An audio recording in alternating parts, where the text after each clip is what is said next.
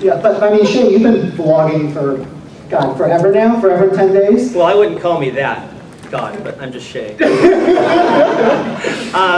Thanks. Yeah, it's been, like, I started my 29th birthday, March 5th. I had this crazy idea. I remember calling Philip DeFranco, actually, and saying, hey, I have this idea, I want to do videos. And he's like, I don't know if I'd do that. I'm like, I'm just going to do it. I think it's a good idea. So it was more of, you know, it wasn't like a YouTube career decision or anything. It was more of like, I'm only gonna, this is the last year of my 20s, so I want to like do something. And I had started YouTube only months before.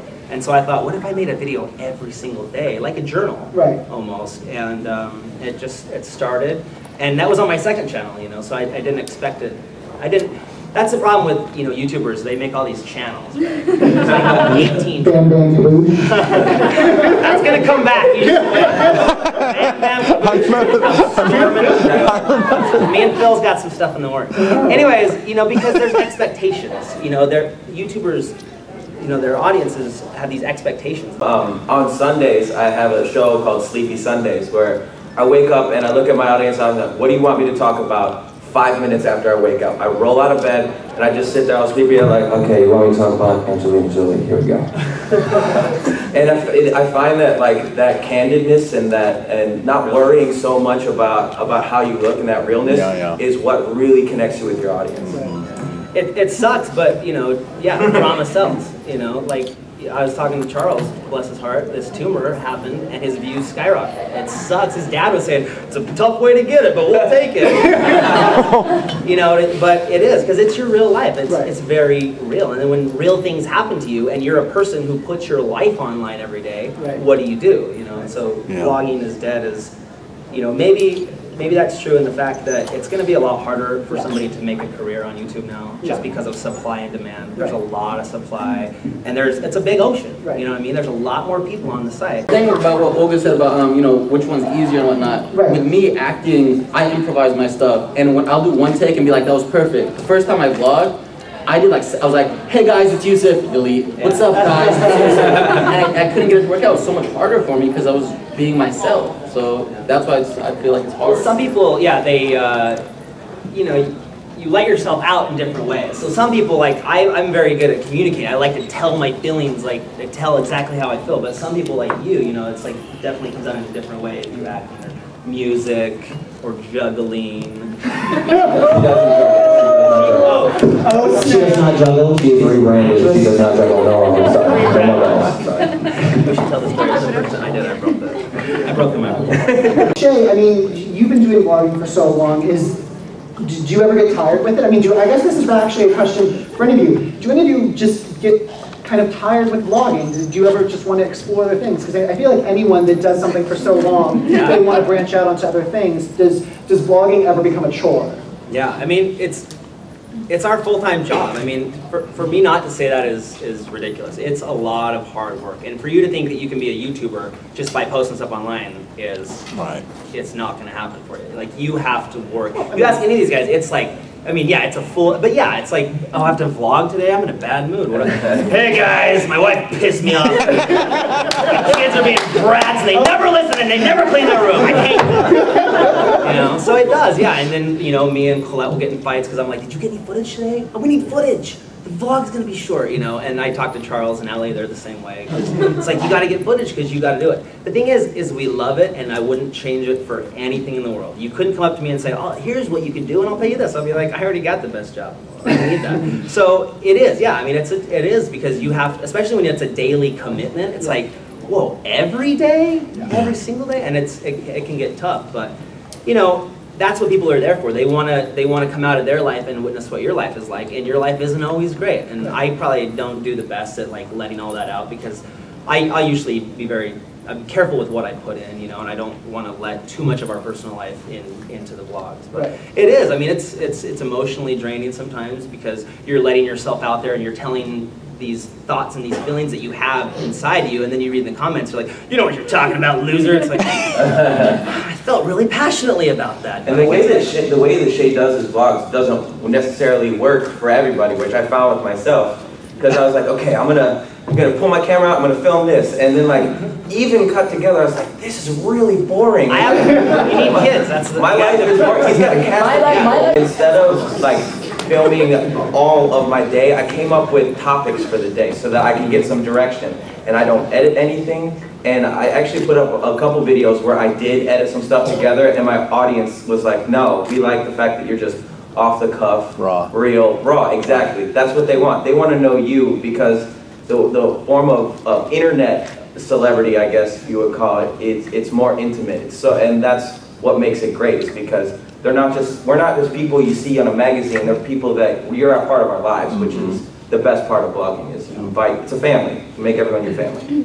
Yeah, and I think Shay did this where he took every Sunday off for your vlogging. It's like a one-take Sunday, so we don't edit on Sundays. It's just like a one-taker, so it's easier. Yeah, and when you have a lot of channels, I have 3 or 5 channels that are... 3 or 5.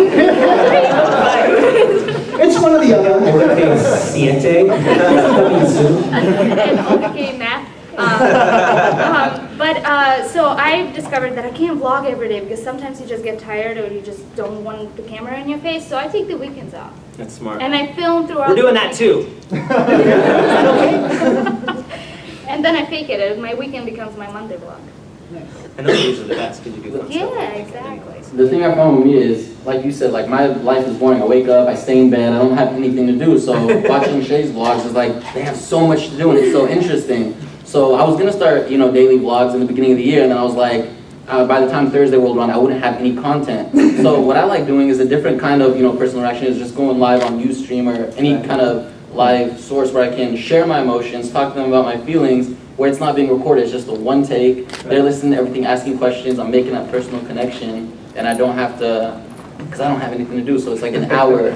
Right. So do you find that kind of replaces traditional vlogging for you? I mean, do you go live a lot? I go live a lot, and that's one of the reasons when I go to a lot of these events, there's some people who come up to me, they feel like they've known me for so long, and some people ask me, like the event organizers, like, what do you do? Like, how does that happen from your videos? And not understanding that when I do go live a lot, like before I came here, I knew I was going to be gone. I vlogged for 4 days in a row for like hours. One ended at like 5 a.m.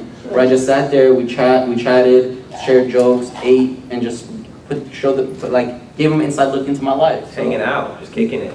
I mean, that's awesome. So, and how well does that translate for your YouTube? I mean, like for kind of building your audience, how does that relationship with your audience help, foster creativity and foster growth? We trust each other, and they trust me, and they want everything to work out. Like whenever I have a goal for something just as badly as I do. So some people are telling me about, for like Ellen's Dance There, I found out that they were going around other people's videos and being like, Fousey tube, and I'm like, no, don't do that. It's because they really want to see, what I want, because I talk to them about how badly I want something when I'm talking to them about it, so it's really crazy and surreal to see.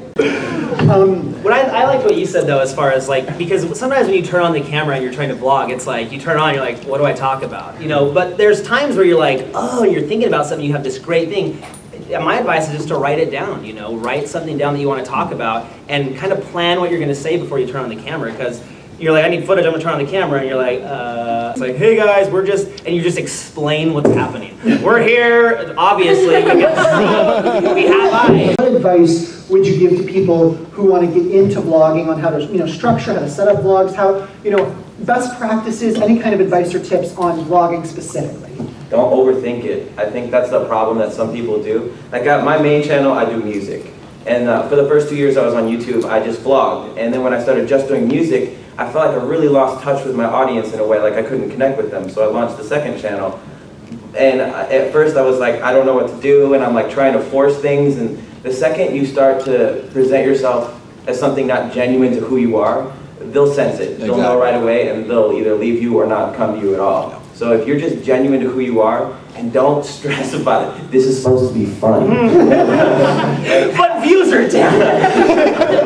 How are we supposed to have fun? Worry less about the numbers and more about loving what you do, because the numbers will come if you love what you do. Ever since I started vlogging, I don't know how to live my life without the camera. Because you want to, I know, I'll be somewhere and I can't enjoy it by myself. So I'm like, I should take the camera again. It's horrible, but it's awesome at the same time because you can go back and watch all the adventures. Those memories. Yeah. I would say, as far as advice for vloggers, don't be afraid to edit yourself. Like, cut out the ums and the uhs and the bores boring crap. Because if your mom and your uncle and your brothers and sisters won't even sit down and watch it, then strangers aren't gonna watch it. So cut out, like, I mean, you wanna be genuine and stuff, but there's dead time, and nobody wants that. Like, you'd be surprised, even in my vlogs, I'll cut out like the tiniest little breaths sometimes when I was editing. I don't do that. I was about to say, really, Shay, when was the last time you edited Shaytards? I edited those videos for 2.5 years, okay? Yes. I was gonna say, when was the last time you took a breath between Right, words? no, that helps. It was just talk really fast.